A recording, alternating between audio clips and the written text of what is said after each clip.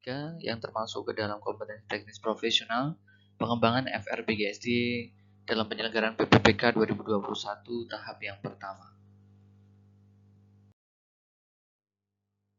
Nomor 1, perhatikan diagram lingkaran jenis olahraga kegemaran dari 300 siswa berikut ya. Dari gambar ini bisa terlihat ada proporsi sepak bola 35%, renang 30%, catur 15%, dan bulu tangkis belum diketahui. Pertanyaannya, siswa yang gemar bulu tangkis sebanyak berapa?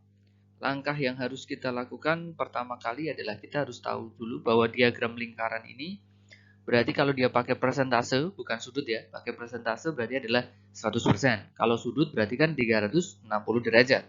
Berarti untuk mencari bulu tangkis, caranya bagaimana? Berarti untuk mencari bulu tangkis sama dengan 100% kemudian dikurangi dengan 35% sepak bola, ya, kemudian ditambah yang sudah diketahui renang 30%, ditambah dengan 15% catur. Nah, berarti 100% dikurangi 80%. Berarti berapa? 20%. Berarti itu untuk bulu tangkis 20%.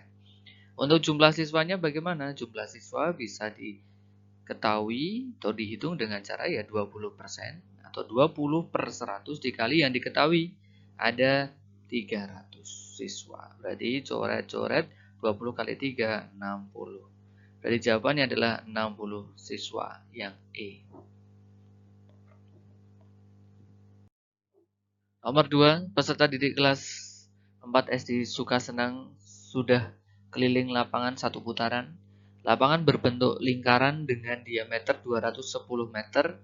Berapa putaran lagi jika harus menempuh jarak 2640 meter? A1 putaran, B2 putaran, C3 putaran, D4 putaran, atau E5 putaran. Berarti tugas kita pertama adalah kita harus tahu kelilingnya terlebih dahulu. Ya, keliling dalam satu lapangan tadi, satu putaran. Berarti caranya adalah mencari keliling lingkaran.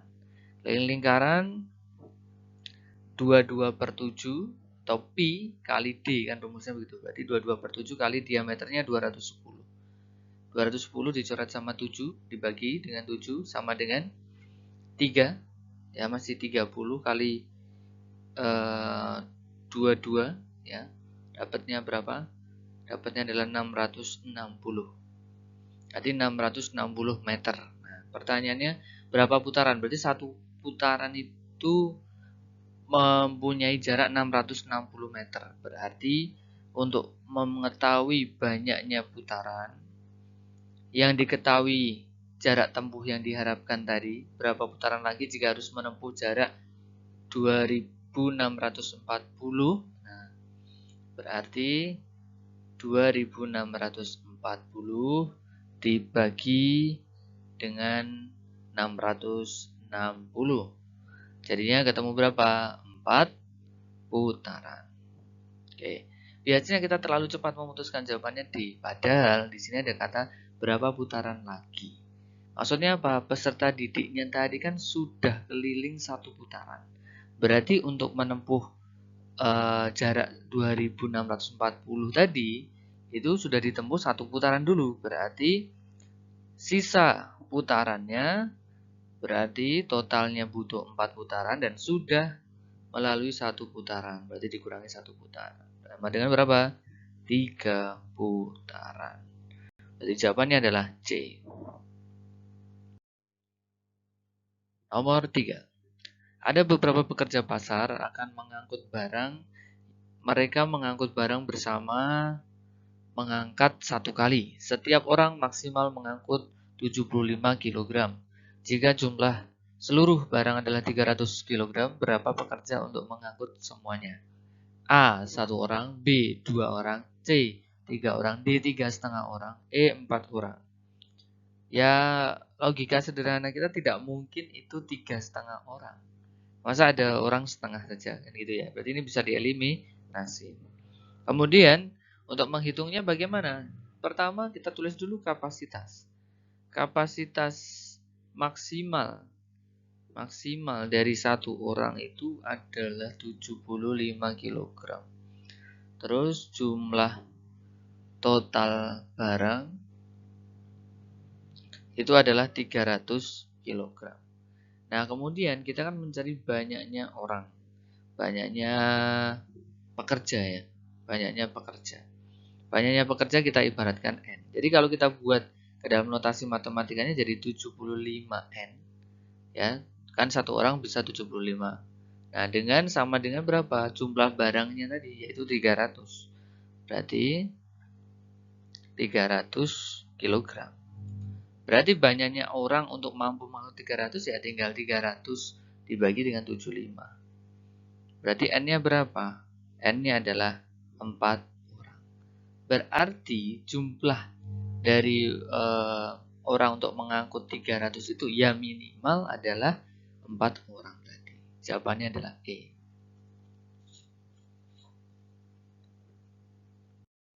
Nomor 4. Pak Amir mempunyai tanah berbentuk persegi dengan luas 400 meter persegi. Kemudian membeli lagi 2,5 meter di setiap sisinya. Luas tanah baru yang dibeli Pak Amir adalah ini beberapa dari yang diceritakan, kisi-kisi yang bukan kisi-kisi ya, tapi FR ya, field report dari yang sudah mengerjakan. Ada yang bertemu dengan soal di mana di masing-masing sisinya ditambah. Nah, ditambah sekian meter gitu. Nah, ini kasusnya seperti ini berarti. Dia mempunyai luas tanah mula-mula, berarti segini, luas tanah mula-mulanya adalah 400 meter persegi. Kemudian di setiap sisinya tambah 2,5. Di setiap sisinya tambah 2,5. Di setiap sisinya tambah 2,5, di setiap sisinya tambah 2,5. Berarti kan jadi seperti ini kalau kita buat ilustrasinya kan seperti ini. Nah, pertanyaannya luas tanah baru yang dibeli, berarti kita menghitung pertambahannya ini. Berarti kita menghitung total luas keseluruhan nanti dikurangi dengan luas yang sudah diketahui. Nah, pertama berarti kita harus tahu dulu sisi masing-masing sisi ini berapa ya. Sebenarnya di kita logika pun bisa tahu karena ini bentuknya persegi maka sisinya pasti 20 ya. Nah, tapi kalau kita jabarkan jadi seperti ini ya, luas karena ini persegi, sisi kali sisi atau sisi kali sisi atau sisi kuadrat sama dengan 400, berarti S-nya adalah akar dari 400. Berarti sisinya berapa? Sisinya adalah 20 meter.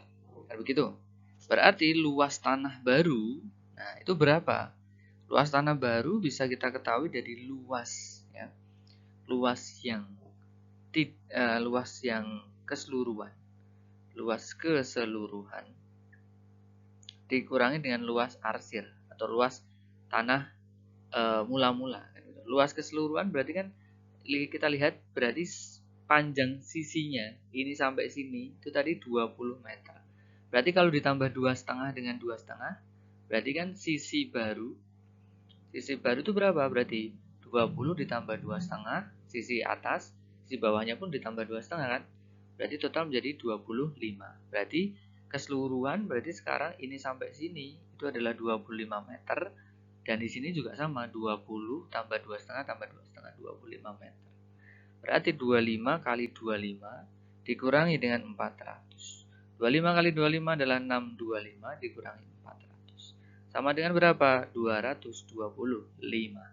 Berarti jawabannya adalah E, 225 meter persegi.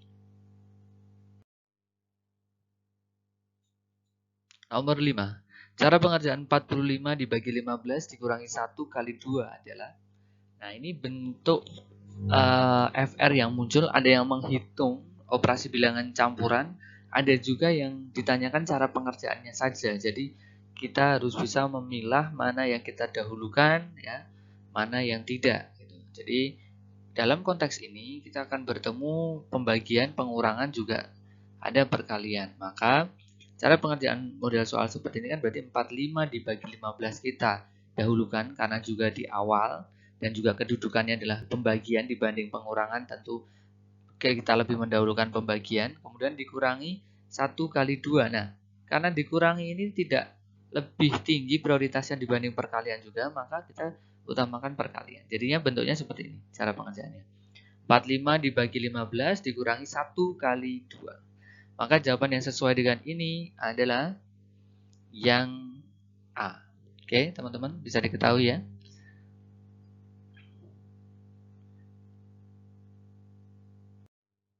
Nomor 6. Suatu pekerjaan akan selesai jika dikerjakan 10 orang dalam waktu 6 hari. Jika ingin lebih cepat 2 kali, jumlah orang yang harus ditambah adalah, sebenarnya ini sama dengan soal perbandingan berbalik nilai. Yang biasa kita kerjakan rencana sama dengan realisasinya.